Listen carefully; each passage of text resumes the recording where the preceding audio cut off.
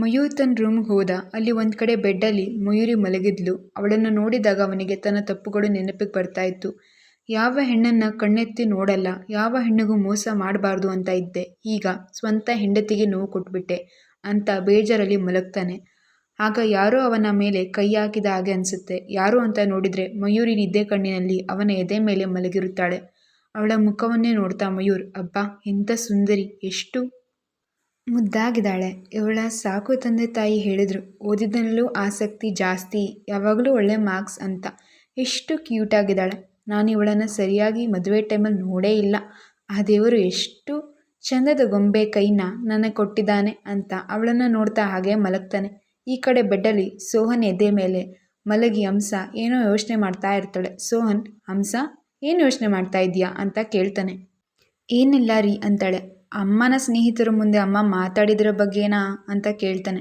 ಅವಳು, ನಿನಗೆ ಹೇಗೆ ಗೊತ್ತಾಯಿತು ಅಂತ ಕೇಳ್ತಾಳೆ. ನಾನು ಅಣ್ಣ ಇಬ್ಬರು ಮನೆಗೆ ಬಂದಾಗ ಅಮ್ಮನ ಮಾತು ಕೇಳಿದ್ವಿ ಅಂತ ಹೇಳ್ತಾನೆ. ರೀ, ಇವತ್ತು ಅತ್ತೆ ಹೇಳಿದ ಮಾತು ಕೇಳಿ ಬೇಜಾರಾಯಿತು. ದುಡ್ಡಿಲ್ಲ, ಸ್ಟೇಟಸ್ ಇಲ್ಲ ಅವಳಿಗೆ ಅಂತ ಎಲ್ಲರ ಮುಂದೆನೂ ಆಗೋ ಹಾಗೆ ಮಾತು ಹೇಳಿಬಿಟ್ರು. ಅವರಿಗೆ ಗುಣಕ್ಕಿಂತ ದುಡ್ಡೇ ಮುಖ್ಯ ಅಂತ ಅನಿಸುತ್ತೆ ಅಂತಾಳೆ. ಅಮ್ಮ ಮೊದಲೇ ಹೀಗಿರಲಿಲ್ಲ. ಅವರು ಬಡತನ ನೋಡಿ ಬೆಳೆದವರು. ಅಣ್ಣ ಹುಟ್ಟಿದ ಮೇಲೆ ಅಪ್ಪನಿಗೆ ಬಿಸ್ನೆಸ್ ಬೆಳೆದಿದ್ದು. ಅದರ ಮುಂಚೆ ಎಲ್ಲ ಸಂಬಂಧಿಕರು ಅಮ್ಮನ ಕೀಳಾಗಿ ನೋಡ್ತಾ ಇದ್ರು. ಅದಕ್ಕೆ ಅವರಿಗೆ ನೋವಾಗಿ ದೊಡ್ಡ ಶ್ರೀಮಂತರಾದರು. ಈಗ ದೊಡ್ಡ ಶ್ರೀಮಂತ ಸೊಸೆ ತರಬೇಕು ಅಂತ ಇದ್ರು. ನಾವೇನೇ ಅಂದುಕೊಂಡ್ರು ದೇವರು ಅಂತ ಒಬ್ಬನು ಇದ್ದಾನೆ, ಅವನಿಗಿಷ್ಟ ಬಂದ ಹಾಗೆ ಮಾಡೋದು ಅಂತ ಸೋಹನ್ ಹೇಳ್ತಾನೆ. ಹಂಸ, ಅಣ್ಣ ಕೂಡ ಅತ್ತಿಗೆ ಬಗ್ಗೆ ಅಮ್ಮ ಹೇಳಿದ ಮಾತು ಕೇಳಿ ಸ್ವಲ್ಪ ಬೇಜಾರಾಗಿದ್ರು. ಅವನಿಗೆ ಕೂಡ ಹೆಂಡತಿ ಮೇಲೆ ಪ್ರೀತಿ ಇದೆ ಅನಿಸುತ್ತೆ ಅಂತಾನೆ. ಹೌದಾ ಅಂತಾಳೆ. ಹ್ಞೂ ಹಂಸ ಅಂತಾನೆ. ಹೇಗೋ ಎಲ್ಲರೂ ಖುಷಿಯಾಗಿ ಚೆನ್ನಾಗಿದ್ರೆ ಸಾಕು ಬಿಡಿ ಅಂತಾಳೆ. ಹಂಸ, ನಿನಗೊಂದು ಮಾತು ಕೇಳ ಅಂತ ಹೇಳ್ತಾನೆ. ಕೇಳಿ ಸೋಹನ್ ಅಂತಾಳೆ. ನನಗೆ ಮೊದಲ ಮಗು ಹೆಣ್ಣು ಬೇಕು ಅಂತಾನೆ. ಇದನ್ನು ಕೇಳಿದ ಹಂಸ ನಗುತ್ತಾ, ಇನ್ನು ನಮ್ಮ ಇಬ್ಬರ ಮಧ್ಯ ಏನೂ ಆಗೇ ಇಲ್ಲ, ಆಗಲೇ ಆಸೆನಾ ಅಂತ ಕೇಳ್ತಾಳೆ. ಅವನು, ಇದು ಚಿಕ್ಕ ವಯಸ್ಸಿನಿಂದ ಇರುವ ಆಸೆ ಅಂತಾನೆ. ಹೌದಾ, ಹೆಣ್ಣು ಮಕ್ಕಳಂದ್ರೆ ಅಷ್ಟೊಂದು ಇಷ್ಟನಾ ಅಂತ ಕೇಳಿದ್ಲು. ಹೌದು, ಹೆಣ್ಣು ಮಕ್ಕಳು ಮನೆಗೆ ಭಾಗ್ಯ, ತಂದೆಯ ದೇವತೆ ಆಗಿರ್ತಾರೆ ಅಂತಾನೆ. ಹಂಸ, ನನ್ನ ಹೆಣ್ಣು ಮಗುನ ನನ್ನ ಅಣ್ಣನ ಮಗನಿಗೆ ಕೊಟ್ಟು ಮದುವೆ ಮಾಡಬೇಕು ಅಂತ ಹೇಳ್ತಾನೆ. ಅಬ್ಬಾ ಸ್ವಾಮಿ, ಮೊದಲು ಮಲಗಿ, ಇನ್ನು ಕೂಸೇ ಹುಟ್ಟಿಲ್ಲ, ಆಗಲೇ ಮದುವೆ ಮಾಡುವ ಚಿಂತೆ ಅಂತ ತಮಾಷೆಯಾಗಿ ಹೇಳಿ ಇಬ್ಬರು ಮಲಗ್ತಾರೆ. ಬೆಳಗ್ಗೆ ಮಯೂರಿ ಬೇಗ ಎದ್ದು ಸ್ನಾನ ಮಾಡಿ, ಅಡುಗೆ ಮಾಡಿ, ಪೂಜೆ ಕೂಡ ಮಾಡಿ, ತನ್ನ ಟಿಫನ್ ಕೂಡ ತಗೊಂಡು ಬೇಗ ಕೆಲಸ ಮಾಡ್ತಾ ಇರ್ತಾಳೆ. ಹಂಸ ಕೆಳಗೆ ಬಂದಾಗ ಮಯೂರಿ ಖುಷಿಯಾಗಿ ಕೆಲಸ ಮಾಡ್ತಾ ಇರೋದು ನೋಡಿ, ಏನಿವತ್ತು ಇಷ್ಟೊಂದು ಖುಷಿ, ಮತ್ತೆ ಎಲ್ಲ ಕೆಲಸನ ಒಬ್ಬಳೇ ಬೇಗ ಮುಗಿಸಿಬಿಟ್ಟಿದೆಯಾ ಅಂತ ಕೇಳ್ತಾಳೆ. ಮಯೂರಿ, ನಾನಿವತ್ತು ಕಾಲೇಜ್ಗೆ ಹೋಗ್ತಾ ಇದ್ದೀನಿ ಅಂತಾಳೆ. ಹಂಸ ಕೂಡ ಖುಷಿಯಾಗಿ, ಹೌದಾ, ಆಲ್ ದ ಬೆಸ್ಟ್ ಅಂತಾಳೆ. ಮಯೂರಿ ಹಂಸ ಮಾತನ್ನು ರಾಜೇಶ್ವರಿ ಅವರು ಕೇಳಿಸ್ಕೊಳ್ತಾ ಇರ್ತಾರೆ. ಮಯೂರಿ ಅಂತಾರೆ. ಅವಳು ಅವರ ಬಳಿ ಹೋಗಿ, ಹೇಳಿ ಅತ್ತೆ ಅಂತಾಳೆ. ನೀನು ಕಾಲೇಜ್ ಹೋಗ್ಬೋದು ಅಂತ ಹೇಳಿದ್ದು ಯಾರು ಅಂತ ಕೇಳ್ತಾಳೆ. ಆಗ ಮಯೂರ್, ನಾನೇ ಅಮ್ಮ ಹೇಳಿದ್ದು ಅಂತಾನೆ. ಮಯೂರ್, ಅವಳು ಓದಿ ಯಾರನ್ನ ಉದ್ಧಾರ ಮಾಡಬೇಕು ಅಂತ ಅಸಡ್ಡೆಯಿಂದ ಕೇಳ್ತಾರೆ. ಆಗ ರಾಜೇಶ್ ಅವರು, ಅವನ ಹೆಂಡತಿ ಅವನಿಷ್ಟ, ಅವನ ಹೆಂಡತಿನ ಓದಿಸ್ಬೇಕು ಅಂತ ಇಷ್ಟ, ಅದನ್ನು ಕೇಳೋಕೆ ನೀನು ನಾನು ಯಾರಿಗೂ ಅಧಿಕಾರ ಇಲ್ಲ ಅಂತಾರೆ. ರಾಜೇಶ್ವರಿ ಅವರು ಕೋಪ ಮಾಡಿಕೊಂಡು ಒಳಗೆ ಹೋಗ್ತಾರೆ.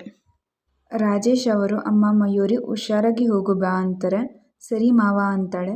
ಮಯೂರಿ, 2 ನಿಮಿಷ ಟೈಮ್ ಕೊಡು, ಬೇಗ ರೆಡಿಯಾಗಿ ಬಂದು ನಿನ್ನ ಕಾಲೇಜ್ಗೆ ಡ್ರಾಪ್ ಮಾಡ್ತೀನಿ ಅಂತಾನೆ. ಮಯೂರ್, ಅದೆಲ್ಲ ಏನೂ ಬೇಡ, ನಾನೇ ಬಸ್ಸಲ್ಲಿ ಹೋಗ್ತೀನಿ ಅಂತ ಹೇಳ್ತಾಳೆ. ಇವತ್ತೊಂದಿನ ಡ್ರಾಪ್ ಅಷ್ಟೇ ಅಂತಾನೆ. ಅವಳು ಸರಿ ಅಂತ ಒಪ್ಕೋತಾಳೆ. ಅವನು ಬೇಗ ರೆಡಿಯಾಗಿ ಬಂದು ಅವಳನ್ನು ಕಾಲೇಜ್ಗೆ ಕರ್ಕೊಂಡು ಹೋಗ್ತಾನೆ. ಸೋಹನ್, ರಾಜೇಶ್ವರಿ ಅಜ್ಜಿ, ಅಮ್ಮ ಎಲ್ಲರಿಗೂ ಹಂಸ ಊಟ ಕೊಡ್ತಾಳೆ. ಎಲ್ಲರೂ ತಮ್ಮ ತಮ್ಮ ಕೆಲಸ ನೋಡ್ಕೋತಾರೆ. ಊಟ ಆದಮೇಲೆ ಹಂಸಗೆ ಸ್ವಲ್ಪ ಬೇಜಾರಾಗುತ್ತೆ. ಎಲ್ಲರೂ ಬ್ಯುಸಿ. ಸೋಹನ್ ಕೂಡ ಆಫೀಸ್ಗೆ ಹೋದನು. ಒಬ್ಬಳೇ ಮನೇಲಿ ಬೋರ್ ಆಗ್ತಾ ಇತ್ತು. ಸಂಜೆ ಸೋಹನ್ ಬಂದಾಗ ಈ ಮಾತು ಹೇಳ್ತಾಳೆ. ಅದಕ್ಕೆ ಸೋಹನ್, ನನ್ನ ಆಫೀಸ್ಗೆ ಬರ್ತೀಯಾ, ಕೆಲಸ ಕೊಡ್ತೀನಿ ಅಂತ ಕೇಳ್ತಾನೆ. ಸರಿ ಬರ್ತೀನಿ ಅಂತ ಖುಷಿಯಿಂದ ಒಪ್ಕೋತಾಳೆ. ಮಯೂರ್ ಕೂಡ ಕಾಲೇಜ್ ಮುಗಿಸಿ ಮನೆಗೆ ಬಂದು ಓದ್ತಾ ಇರ್ತಾಳೆ.